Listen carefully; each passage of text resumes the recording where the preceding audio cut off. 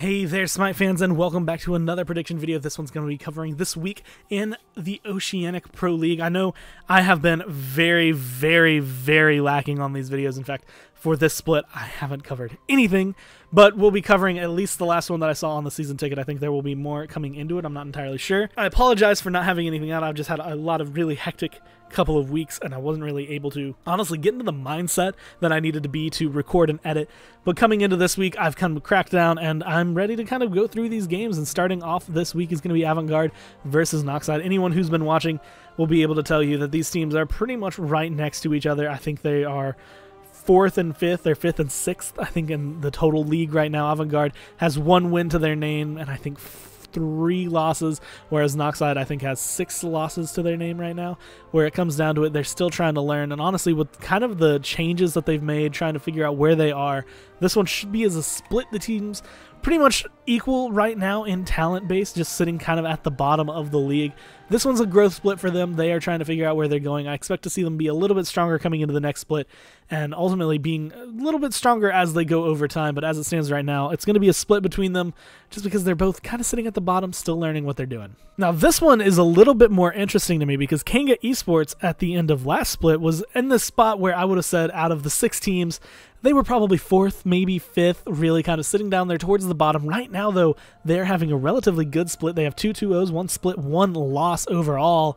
And I don't think that this one's going to be adding to the loss here, because even though Darksided is one of those teams that last split I would have said was going to just kind of dominate, right now they are sitting in a relatively comfortable spot, but they're just technically below Kanga. I think this is actually going to be making Kanga have an extra split really under their score. I think that Darksided they're still a strong team. They're still going to be able to find a win, but what would have been a 2-0 last split is going to just be a split this split, just because, well, I just said split a lot, just because that Darksided isn't quite playing as well, and Kanga is playing out of their minds. I like what this team has done going forward. Honestly, I think if they can continue this up with the growth they've had, they have a chance at kind of competing for the top, which is where we go for the next match, the last match of the week.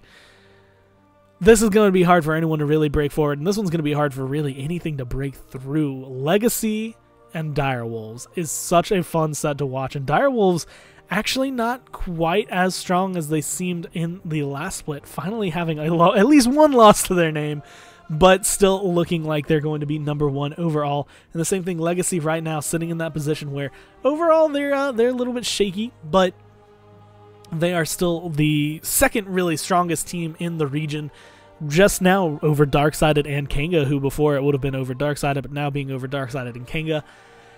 This one's going to be an interesting one. It's going to be close. It's going to be fun to watch, but really when it comes down to it, it's just Direwolves all the way. Direwolves outclass them. They're a little bit stronger, and when it comes down to it, Direwolves have a little bit more control of the map and the meta than I feel like Legacy has. The players are just a little bit stronger. They know a little bit more about what's going on, and I think that they should ultimately be able to control this one no problem. Find themselves a 2-0. It's going to be a little rough for them. I feel Legacy's going to make sure to put up their money's worth, but they're not going to be able to find the wins here, and it's going to go as a 2-0 for Direwolves. So even though it's only 3 sets, we'll just do a quick rundown of these games. It's going to be split between Avant-Garde and Noxide, both of them being relatively even in matchup, which is a little bit bad just because they're sitting down at the bottom of the rung, but they still have a lot of growth to go forward, and honestly, looking through, they have a little bit of team building they can do, and once they have that, it should be good. A split between Darksided and Kanga, just because Kanga apparently has decided to show up. They're doing a lot better this split, and I expect to see them kind of continue that streak. Going to the next split, they might even be able to find 2-0s, but this one should be a split because they are still evenly matched with Darksided. And then a 2-0 for Direwolves. Honestly, this one could go as a split as well and just have splits all down the middle, but really, Direwolves is a strong team, even though they have 1 loss, which is 1 more than they had last split here under their belts. I expect to see them kind of continue pushing themselves forward, continue pushing themselves hard. And while Legacy is a strong team, I just don't think they're going to have what it takes to take them down. And that's going to be it for the OPL this week. It's going to be a short week. Again, like always, there's only the 6 teams to really cover. And so with the 3 matches, it's not going to be too hard going forward. And I believe this might be the last week of the OPL. I apologize if so, that there will not be any more videos for the OPL coming out. I'm really missed out on that one, but it's going to be still fun to watch, and I expect to see Legacy versus Direwolves be one of the better matchups that we could see in Smite for this week. And I expect for everyone to kind of tune in, watch those. At least they're going to be interesting games nonetheless. You can learn a little bit from them. But that's going to be it for me for this week's video, and I'm going to say thank you guys for watching, and I will talk to you in the next prediction video.